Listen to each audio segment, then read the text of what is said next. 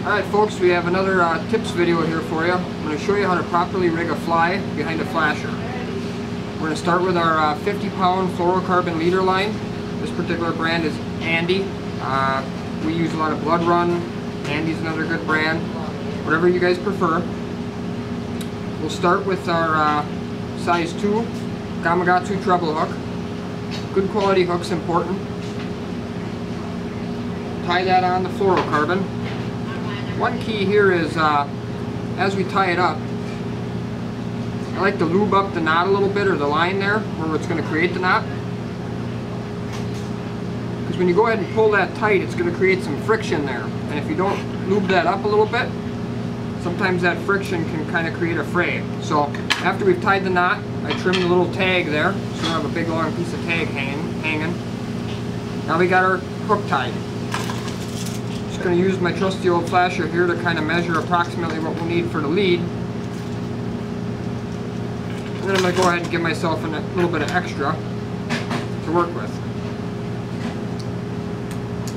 So I've got the start to my fly here with the 50-pound fluorocarbon leader and the Gamakatsu hook.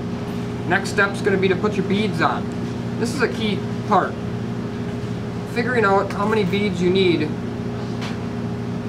on the fly, or before the fly, to make sure that the skirt is in the right position with the hook. I'm going to start with 4 and see what it looks like here. I've got a Pro King Aquaman fly, and as I string that on, 4 was the correct number. If you look, when I cup this fly, see if I can show you here, I cup this fly, see how the hook is at the end of the fly? Right at the end, but still kind of buried in the tinsel. That's an important part. You want that hook to be buried in the tinsel, but right at the end, so that you don't get any short bites with it hanging way out, or if it's too far out, sometimes the fish won't hit it because they can see the hook there. So we won't need this 5th bead that I pulled out. We'll just go with 4. So we've got our fly rigged up, we've got our lead. Now, one of the biggest questions I get asked is, how much leader behind the flasher? Well, over the years I decided, or figured out I should say, that 3 times the length of the flasher was my best number. That's 24 inches on an 8-incher and 33 inches on an 11-incher. Now there's no doubt that some days 18 is hot and some days 30 is hot. The problem with that is that I feel like you're chasing your tail all the time. One of the most important things I talk about is that when you get a hot flasher and fly combo going, you keep it together.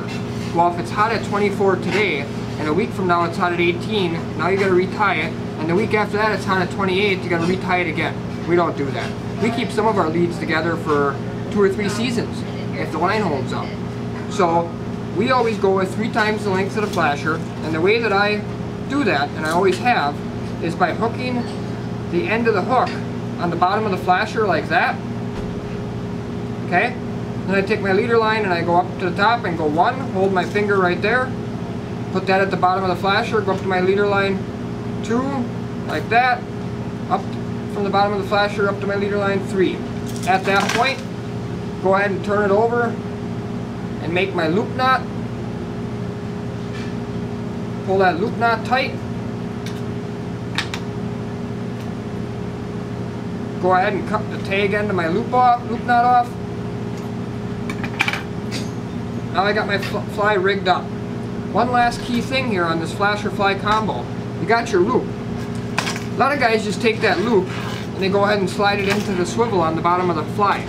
One thing that we learned to do is we take that loop and we double it over and make 2 loops out of it. The reason that we do that is sometimes with a coho salmon especially, or king salmon, if they thrash their head enough behind the boat, they can work that single loop back out of that swivel. But with a double loop, that generally cannot happen. So making that double loop is very key. We're all set here now. We've got our Pro King white double glow blade with our Aquaman fly ready to rock. The next time we go out fishing, we're going to throw this on a 300 copper and see if we can't catch ourselves a big king. Keep following us for more tips. Thank you.